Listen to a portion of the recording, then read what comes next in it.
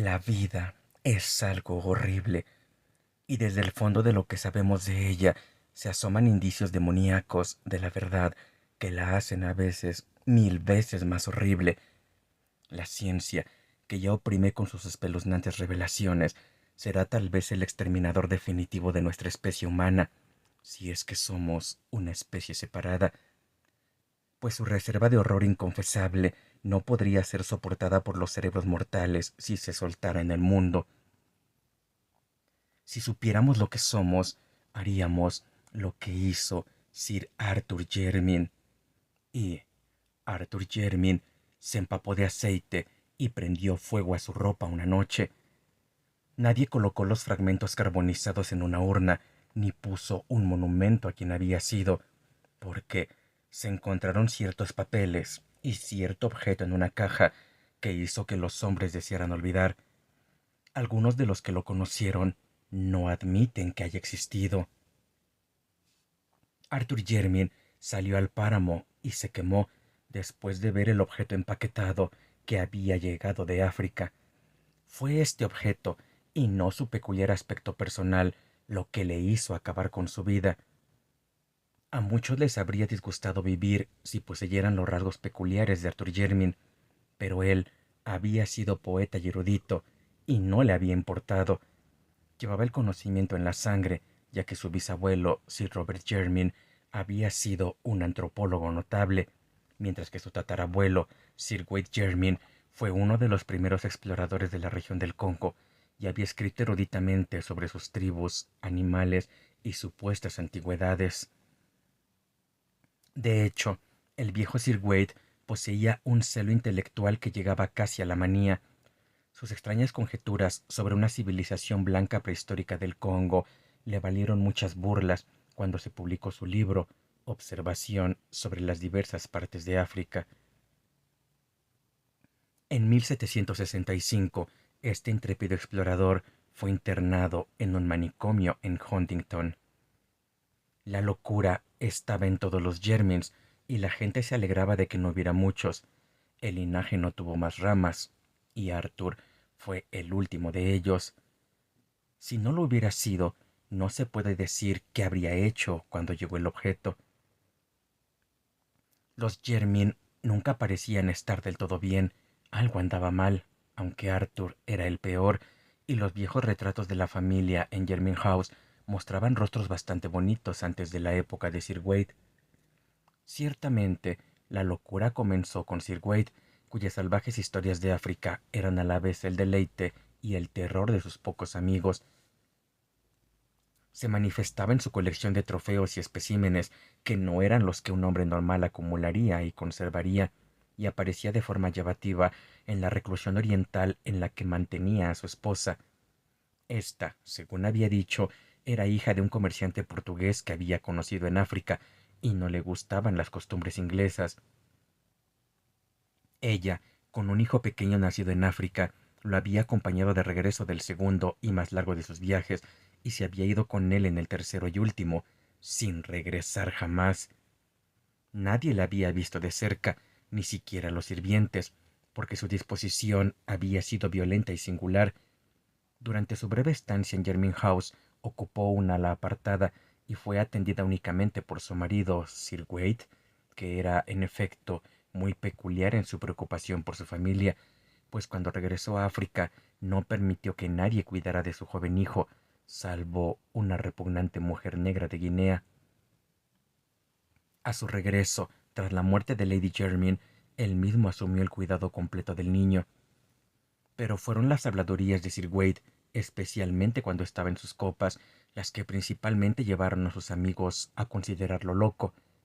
En una época racional como la del siglo XVIII, no era prudente que un hombre culto hablara de vistas salvajes y escenas extrañas bajo la luna del Congo, de las gigantescas murallas y pilares de una ciudad olvidada que se desmoronaba y crecía enredadera, y de los húmedos y silenciosos escalones de piedra que descendían interminablemente hacia la oscuridad de abismales bóvedas de tesoros e inconcebibles catacumbas.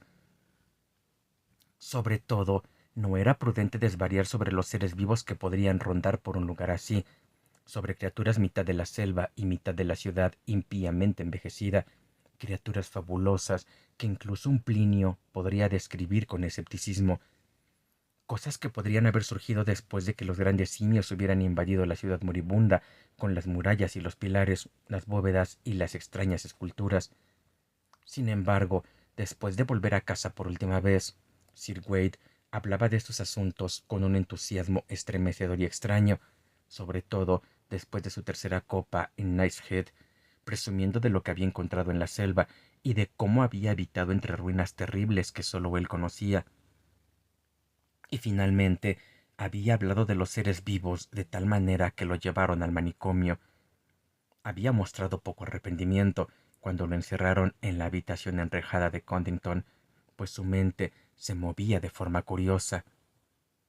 Desde que su hijo había empezado a salir de la infancia, le había gustado cada vez menos su casa, hasta que al final parecía temerla. El Knight's Head había sido su cuartel general, y cuando estaba confinado expresaba una vaga gratitud como si se tratara de una protección.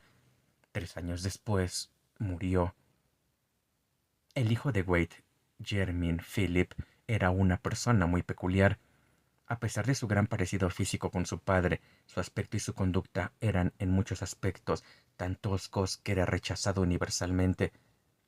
Aunque no heredó la locura que algunos temían, era densamente estúpido y dado a breves periodos de violencia incontrolable.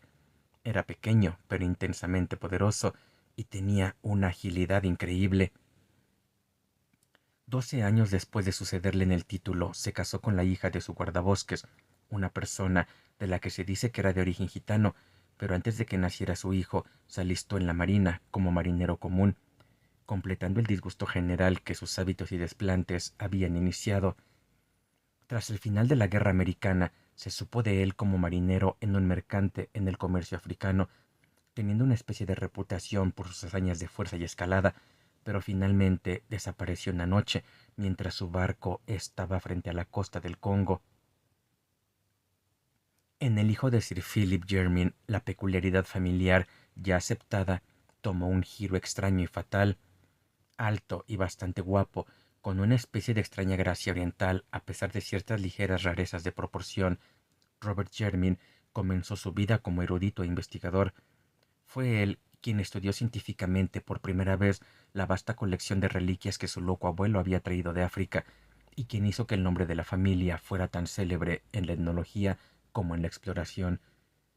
En 1815, Sir Robert se casó con una hija del séptimo vizconde Brigham, y posteriormente fue bendecido con 3 hijos, el mayor y el menor de los cuales nunca fueron vistos públicamente a causa de las deformidades mentales y corporales.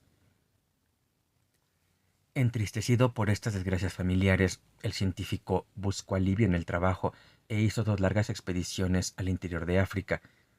En 1849, su segundo hijo, Neville, una persona singularmente repelente que parecía combinar la osquedad de Philip Jermyn con la elegancia de los Brigham, se escapó con una vulgar bailarina, pero fue perdonado a su regreso al año siguiente. Volvió a Jermyn House viudo y con un hijo pequeño, Alfred, que un día sería el padre de Arthur Jermyn. Los amigos decían que esta serie de penas fue lo que desquició la mente de Sir Robert Jermyn, aunque probablemente fue simplemente un poco del folclore africano lo que causó el desastre.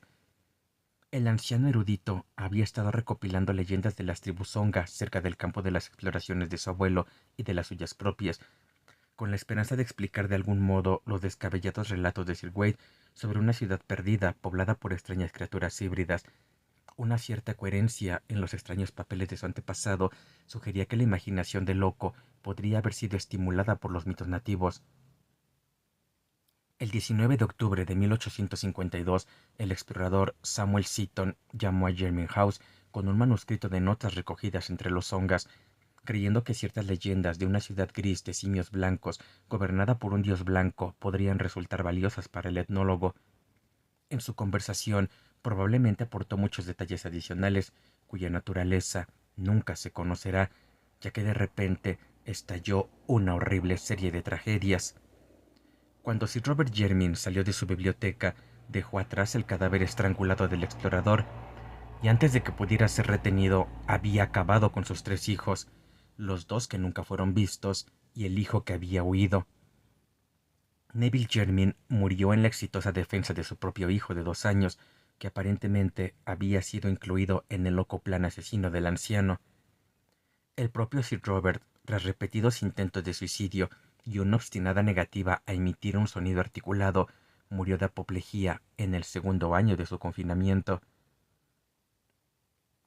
Sir Alfred Jermyn fue nombrado barón antes de cumplir los 4 años, pero sus gustos nunca estuvieron a la altura de su título.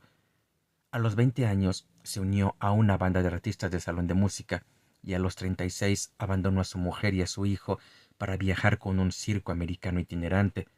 Su final fue muy repugnante. Entre los animales de la exhibición con la que viajaba había un enorme gorila macho de color más claro que la media, una bestia sorprendentemente manejable y muy popular entre los artistas. Este gorila fascinaba a Alfred Jermyn y en muchas ocasiones los dos se miraban durante mucho tiempo a través de las barras. Con el tiempo, Jermyn pidió y obtuvo permiso para entrenar al animal, asombrando al público y a sus compañeros con éxito. Una mañana en Chicago, mientras el gorila y Alfred Jermyn ensayaban un combate de boxeo muy inteligente, el primero asestó un golpe con más fuerza del habitual, hiriendo tanto el cuerpo como la dignidad del entrenador aficionado. De lo que siguió, a los miembros de el mayor espectáculo del mundo no les gusta hablar. No esperaban oír a Sir Alfred Jermyn emitir un grito agudo e inhumano, ni verle agarrar a su torpe antagonista con ambas manos, tirarlo al suelo de la jaula y morderle diabólicamente la peluda garganta. El gorila no estaba en guardia, pero no por mucho tiempo, y antes de que el entrenador habitual pudiera hacer algo, el cuerpo que había pertenecido a un varón ya no se reconocía.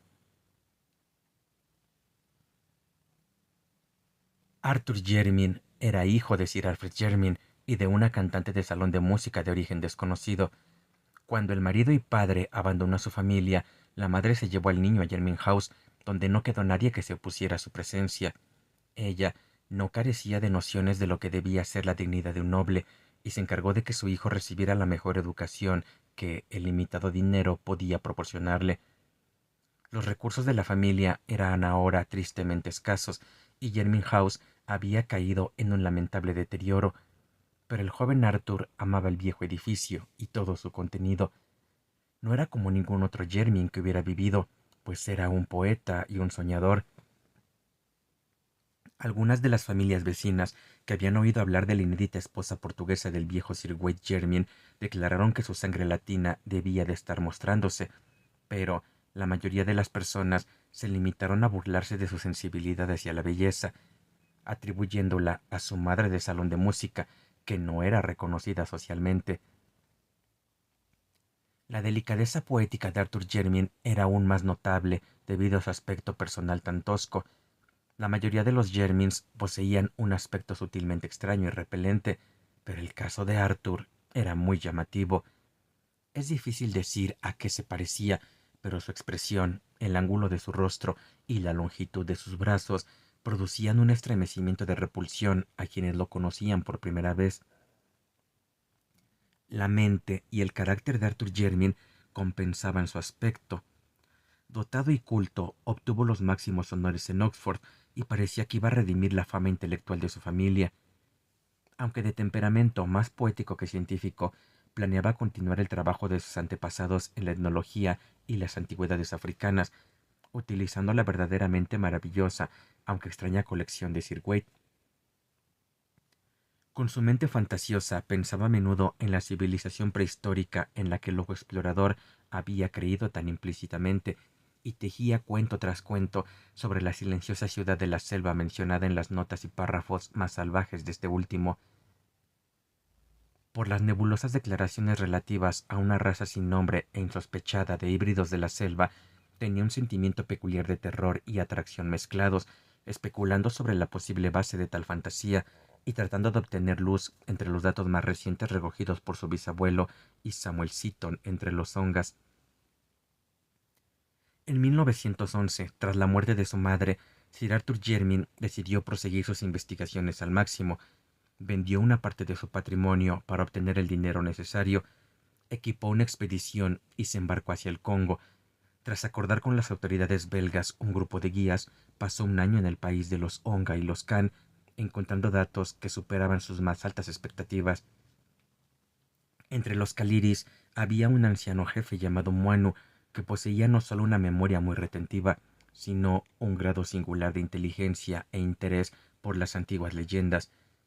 Este anciano confirmó todas las historias que Jermin había escuchado, añadiendo su propio relato sobre la ciudad de piedra y los monos blancos, tal y como se lo habían contado. Según Muanu, la ciudad gris y las criaturas híbridas ya no existían, pues habían sido aniquiladas por los belicosos Umbangus hacía muchos años. Esta tribu, después de destruir la mayor parte de los edificios y matar a los seres vivos, se había llevado la diosa disecada que había sido el objeto de su búsqueda, la diosa simio blanca que los extraños seres adoraban y que según la tradición congoleña era la forma de una que había reinado como princesa entre estos seres. Muanu no tenía ni idea de qué podían ser las criaturas blancas parecidas a los simios, pero pensaba que eran los constructores de la ciudad en ruinas. Jermin no pudo formular ninguna conjetura, pero al preguntarle detenidamente obtuvo una leyenda muy pintoresca de la diosa disecada. Se decía que la princesa Simio se había convertido en la consorte de un gran dios blanco que había salido del oeste. Durante mucho tiempo habían reinado juntos sobre la ciudad, pero cuando tuvieron un hijo, los tres se marcharon. Más tarde, el dios y la princesa habían regresado, y a la muerte de la princesa, su divino marido había momificado el cuerpo y lo había consagrado en una gran casa de piedra, donde era venerado. Luego partió solo. La leyenda presenta aquí tres variantes. Según una de ellas, no ocurrió nada más, salvo que la diosa disecada se convirtió en un símbolo de supremacía para cualquier tribu que la poseyera. Por esta razón, los Umbangus se la llevaron.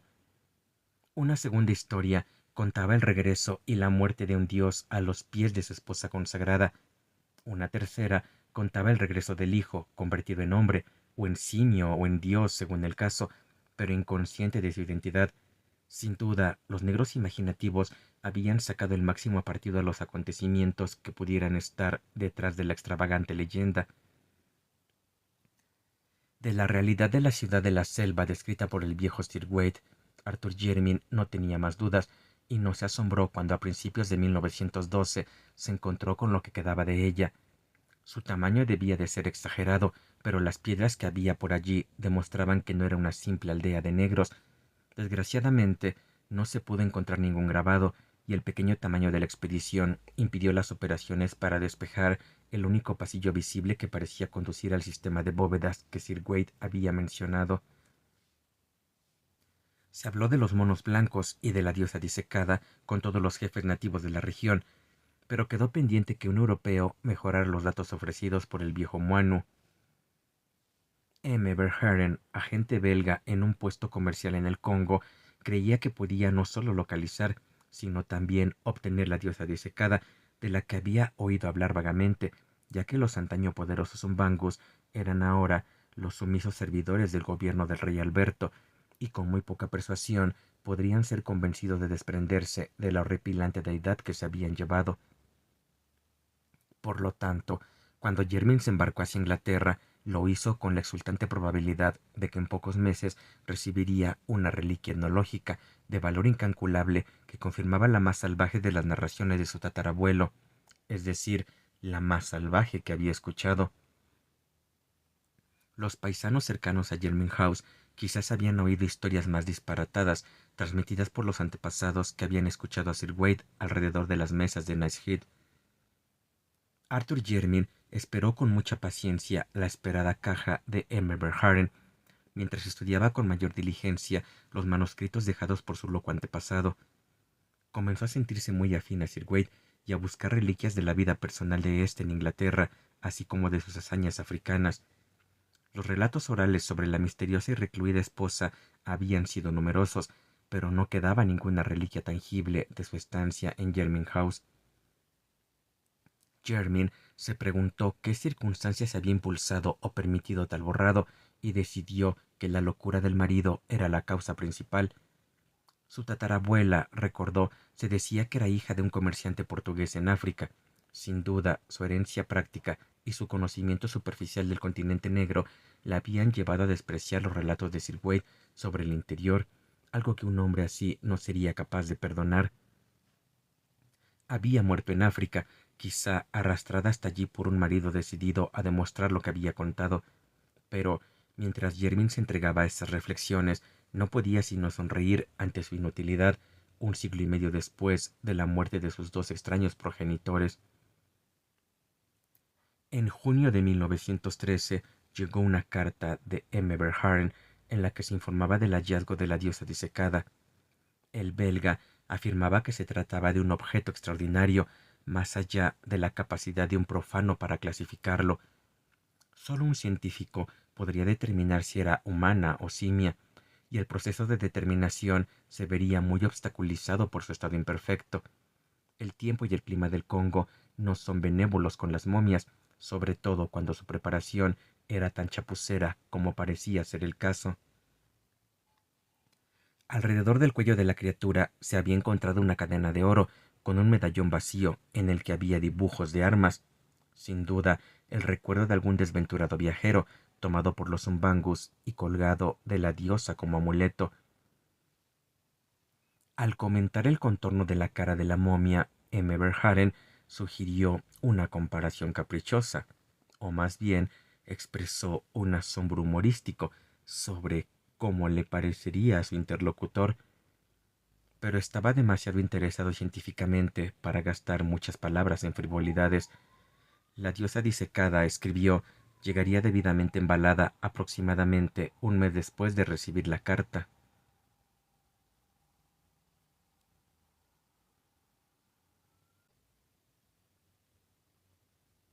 El objeto empaquetado fue entregado en Jermyn House en la tarde del 3 de agosto de 1913, siendo trasladado inmediatamente a la gran cámara que albergaba la colección de especímenes africanos, tal y como la habían dispuesto Sir Robert y Arthur.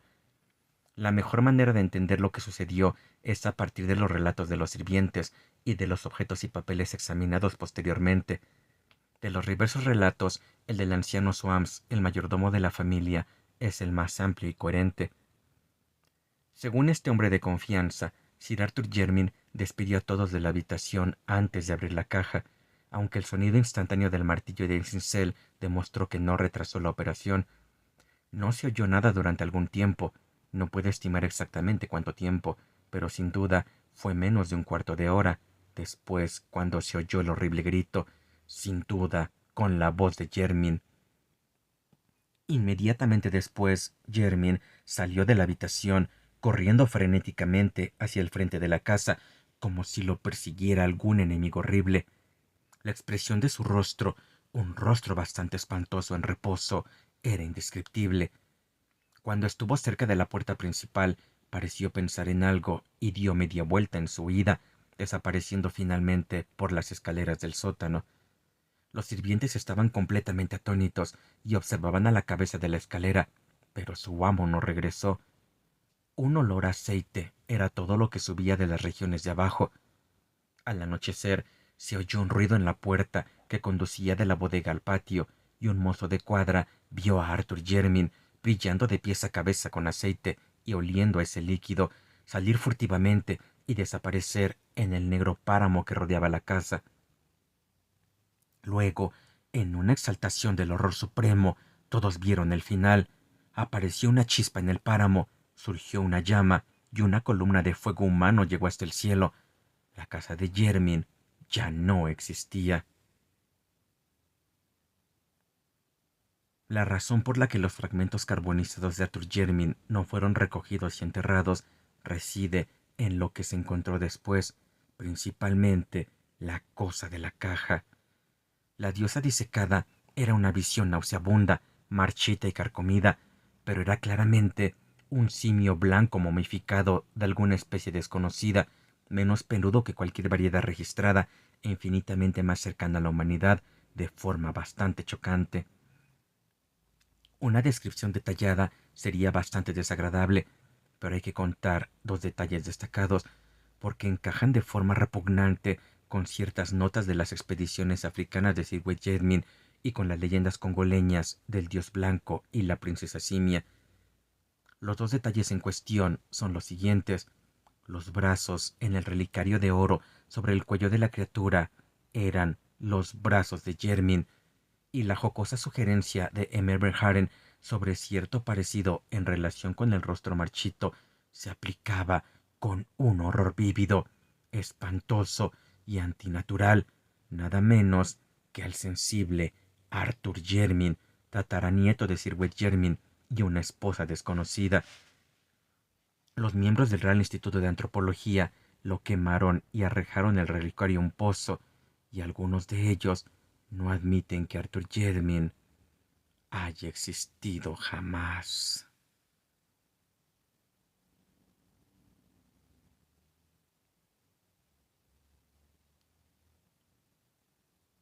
Hechos tocantes al difunto Arthur Jermin y su familia.